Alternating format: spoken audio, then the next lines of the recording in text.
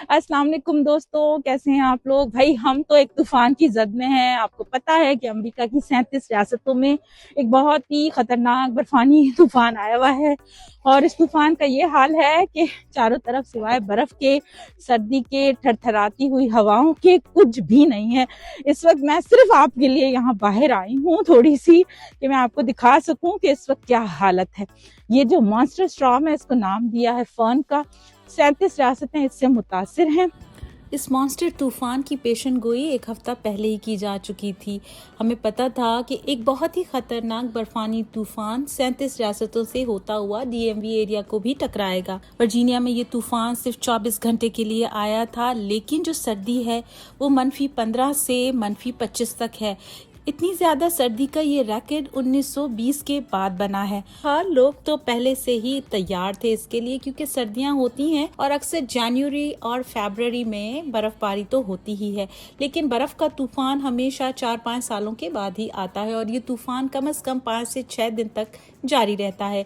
लेकिन हमें इत्तला मिली थी कि ये तूफान सिर्फ 24 घंटे चलेगा, लेकिन ये बहुत ही ज्यादा खतरनाक और इसमें जो स्नोफ्लेक्स हैं वो बड़े बड़े होंगे।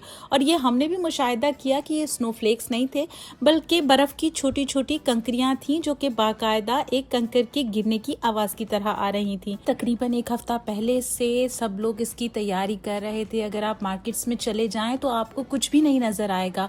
खाने पीने की अशिया हो, पानी हो, पेपर टॉवल्स हो, टॉयलेट पेपर हो, ये तमाम चीजों के शेल्फ्स तो बिल्कुल खाली हो गए थे। लोगों ने खाने पीने का सामान इतना ज्यादा जमा कर लिया है कि मुझे तो लगता है कि मजीद 1 महीने तक किसी भी चीज की जरूरत पेश नहीं आएगी। सबसे पहले तो सुबह उठकर हमने बैकयार्ड का दरवाजा खोलने की कोशिश की, जो कि बर्फ से इतनी बुरी तरह से बंद हो चुका था। कई बार की कोशिशें भी कारगर ना हो सकी। बहरहाल फिर हम निकले बाहर निकले तो हद्दे नजर सिर्फ बर्फ ही बर्फ थी। चारों तरफ सफेदी वाली बर्फ इतनी, और ऊपर से मजीद बर्फ गिर रही थी। हम भी ठहरे कराची वाले। कराची में जब तूफान की इतला आती थी तो लोग समंदर से दूर जाने के बजाय समंदर के किनारे पे जाते थे।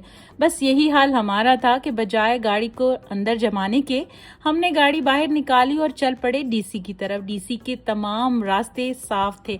यही अमेरिका की सबसे ज्यादा खूबसूरती है। हम इन टैक्सेस को अदा करते हुए चिढ़ते तो बहुत हैं, लेकिन जब हमारा पैसा हमारे ही सहूलतों के लिए इस्तेमाल होता है तो दिल बाग बाग हो जाता है। सड़कों पर जब निकले तो हू का आलम था, सिवाय इमरजेंसी ट्रक्स के जो कि बर्फ हटा रहे थे और नमक छिड़क रहे थे। ये देखकर दिल खुश होता है कि जो पैसा आप टैक्स की मद में अपनी गवर्नमेंट को देते हैं वो आपकी सहूलतों के लिए किस तरह इमरजेंसी रिलीफ में इस्तेमाल किया जाता है। काश के पाकिस्तान में भी ऐसा होता। नमक छिड़कने वाले ये ट्रक 2 दिन पहले ही तैयार करके सड़कों के किनारे लगा दिए जाते हैं और जो ही बर्फबारी शुरू होती है ये तमाम ट्रक कोने कुदरों से निकलकर सड़क पर आ जाते हैं। आप देख सकते हैं कि किस तरीके से आगे से बर्फ हटाई जा रही है और पीछे से खुद ब खुद नमक जो है वो सड़क पर जा रहा है। इस तरह ये होता है कि स्लीट नहीं बनती और गाड़ियों के स्लिप होने के चांसेस कम हो जाते हैं। लेकिन इतनी एहतियात के बावजूद भी एक्सीडेंट्स हो जाते हैं। इसी वजह से लोगों को घरों में रहने की ताकीद की जाती है और यही हाल बहुत ज़्यादा गर्मी में भी होता है। लोगों से कहा जाता है कि चाहे कुछ भी हो जाए, आपको सिवाय इमरजेंसी के खुदा न ख्वास्ता कोई जान का मसला लाहक हो जाए तो ही घर से निकलें। आइंदा 2 हफ्तों तक तो इसी तरह का ठंडा मौसम रहने वाला है। अगले हफ्ते यानी कि वीकेंड्स पर दोबारा से बर्फबारी भी होगी, जबकि -15 से -25 तक का टेम्परेचर भी रहेगा, कि यानी अगले 2 हफ्ते बहुत ही सख्त सर्दी रहने वाली है। बस मैं अपने व्लॉग का यहाँ इख्तिताम करूँगी एक बहुत ही खूबसूरत बात से।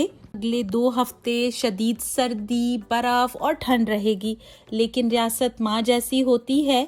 इस बात का एहसास मुझे अमेरिका आकर हुआ। अल्लाह ताला से दुआ है कि हमारे मुल्क पाकिस्तान पर भी अपना रहम फरमाए और हमारे हुक्मरानों को अक्ल दे और एहसास जिम्मेदारी, ताकि वो भी अपने लोगों के लिए कुछ सहूलतें कर सके, ना कि सिर्फ अपने और अपने ख़ानदानों के लिए बड़े बड़े मकान और अपने ख़ानदानों के लिए बड़ी बड़ी जायदादें बनाते रहें।